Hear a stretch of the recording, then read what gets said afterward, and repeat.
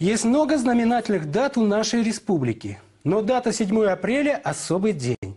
День славы кыргызского народа. День победы добра над злом и света над тенью. 5 долгих лет народ Кыргызстана терпел беспредел семейки Бакиевых, которые почувствовали себя богами на земле Алато. Клещами вцепившись в тело страны, они готовы были высосать всю ее кровь.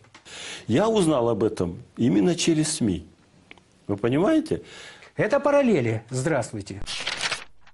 8 лет назад Кыргызстан излечился от самого сильного недуга, которым страдало наше государство. Операбельным, революционным путем народ избавился от раковой опухоли семейно-кланового режима Бакиева, который успел пустить метастазы во все сферы политической и социально-экономической жизни страны.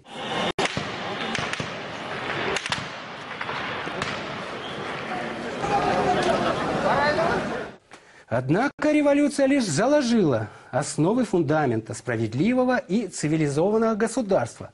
Кыргызстан выбрал тернистый путь к той демократии Запада, о которой грезили с момента обретения им независимости и суверенитета. Какая демократия нужна Кыргызстану? Этот вопрос имеет глобальный смысл с противоречивыми, надо сказать, выводами. Так называемая парламентская форма правления с учетом менталитета – это огромный кипящий котел, в котором замешаны всякие и полезные, и ядовитые ингредиенты. Интересный в этой связи возникает вопрос, нужен ли такому котлу опытный повар? Или парламент, как любая самоорганизующаяся система, способен самостоятельно выйти на более качественный уровень функционирования? Революция, к сожалению, не избавляет государственные механизмы от коррупции и не делает судей честными.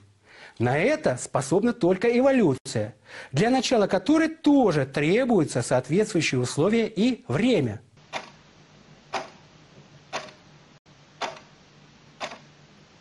Но самое главное, к этому должен быть готов народ. Говоря иначе, качественное преобразование парламента произойдет лишь после качественного обновления состава партийных рядов, из которых, собственно, они и... А дальше больше. Состав исполнительной власти или правительства становится профессиональным и компетентным, а там уже виден и свет в конце тоннеля. До свидания.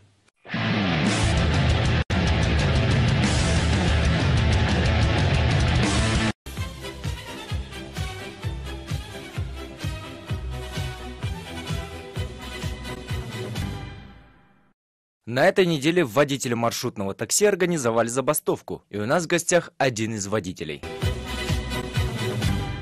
Здрасте, для чего вы организовали забастовку? Мы требуем поворачивать со 2 и 3 полос и останавливаться где мы хотим, а еще снабдить все маршрутки мигалками и сопровождением ГАИ. А зачем вам ГАИ? Вы что, важные лица государства?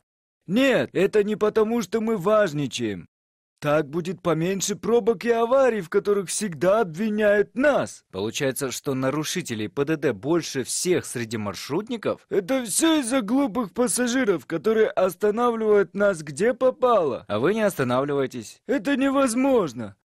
Даже физиологически таков наш рефлекс. Если человек поднял руку даже просто, чтобы почесать голову, нога маршрутника автоматически нажмет на тормоз. Может, тогда вам нужен психиатр, чтобы отучить от такой пагубной привычки? Нет, пусть лучше они лечат пешеходов, которые чешут голову, не задумываясь о последствиях.